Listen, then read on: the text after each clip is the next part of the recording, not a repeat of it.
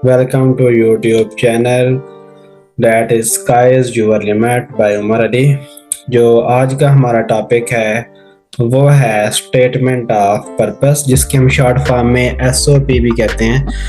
तो जब हमने स्टेटमेंट ऑफ पर्पस लिखना है तो उसके लिए हमें कौन कौन सी बेसिक रिक्वायरमेंट्स होती हैं, हमें क्या क्या चाहिए होता है और हमने किन किन पॉइंट्स को फोकस करना होता है। तो वो मैं आज आपको उसका थोड़ा सा ओवर पॉइंट दूंगा कि ये होता क्या है। तो सबसे पहले स्टेटमेंट ऑफ पर्पस के कंटेंट्स क्या होते हैं, उसमें सबसे पहले आता है सब्जेक्ट SOP, जिसको हम स्टेटमेंट ऑफ पर्पस कहते हैं। तो सबसे पहले हमने उसका सब्जेक्ट लिखना होता है, जैसे कि हमने मास्टर ऑफ साइंस के लिए अप्लाई करना है या PhD के लिए अप्लाई करना है तो हम इस तरीके से लिखेंगे कि अप्लाइड फॉर MS और MPhil। अगर हम MPhil के लिए कर रहे हैं, अगर PhD के लिए कर रहे हैं तो हम लिखेंगे अप्लाइड फॉर PhD।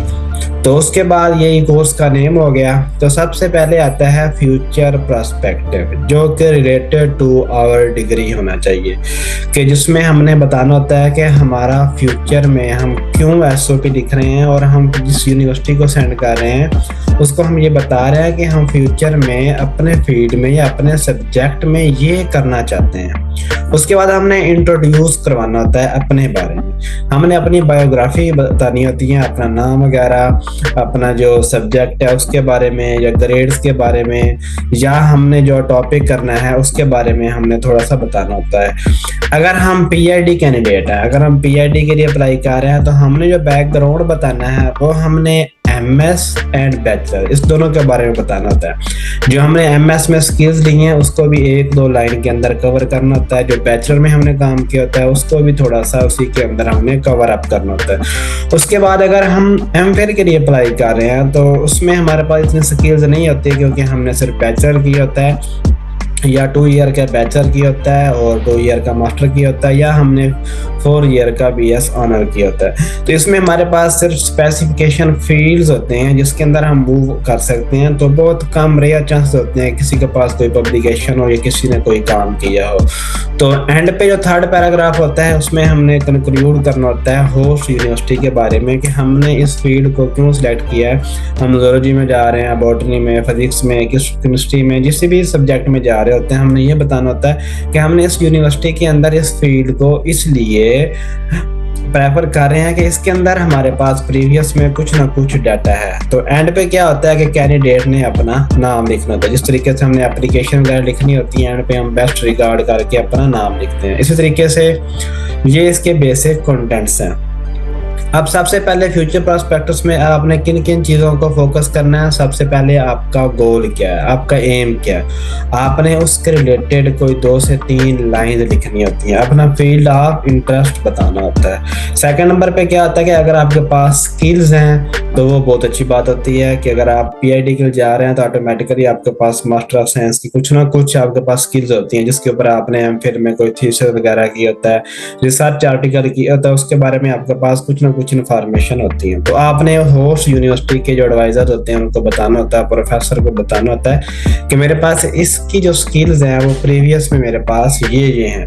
उसके बाद आपने फ्यूचर बेनिफिट्स अपने काम के बताने होते हैं, जो सबसे मेन चीज होती है। फ्यूचर बेनिफिट में आप यही बताते हैं कि मैं फ्यूचर में अगर ये रिसर्च कर रहा हूँ तो उसके जो बेनिफिट्स होंगे वो हमें ये होंगे।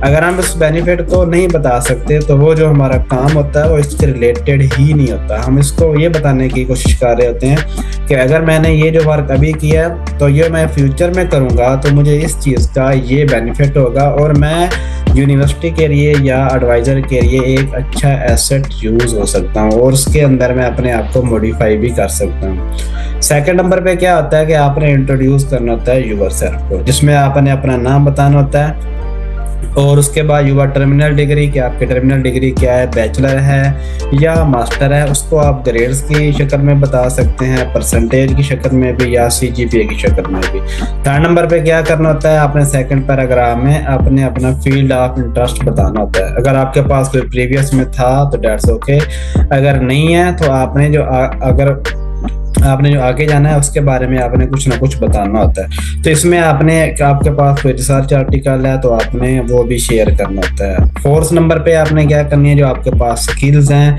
जो आपके अंदर कैरेक्टरिस्टिक्स हैं, उनको आपने अपने फील्ड के साथ कोरिलेट करना होता है कि मैं इसको, अगर ये स्किल्स मेरे अंदर है तो मैं फ्यूचर में जाके इस काम को अपने साथ ना एलेबोरेट करवा सकता हूँ। उसके बाद एंड पे क्या आता है, आपने मेंशन करना है, अगर आपके पास कोई रिसर्च आर्टिकल है तो वो आपके लिए एक पॉजिटिव पॉइंट होता है और आपने उसको लाजमी मेंशन करना होता है। वो बेशक उसका टॉपिक बता दें या आपने जो मास्टर ऑफ साइंस में रिसर्च वर्क किया होता है उसका टाइटल बता दें। अगर आप मास्टर के लिए अप्लाई कर रहे हैं तो लाजमी नहीं होता कि आप उसने कोई बैचलर में कोई ऐसी रिसर्च की हो। लास्ट पे क्या है, आपने कंक्लूडिंग पैराग्राफ बनाना होता है। ये एसओपी जो है आपका, ये 3 पैराग्राफ में आता है, जिसमें आपने पहले यूनिवर्सिटी के बारे में बताना है कि आप क्या करना चाह रहे हैं। सेकंड, आपने अपने बारे में बताना होता है। थर्ड नंबर पे कंक्लूडिंग पैराग्राफ जो कि आपका मुकम्मल तौर पे फ्यूचर पे होता है।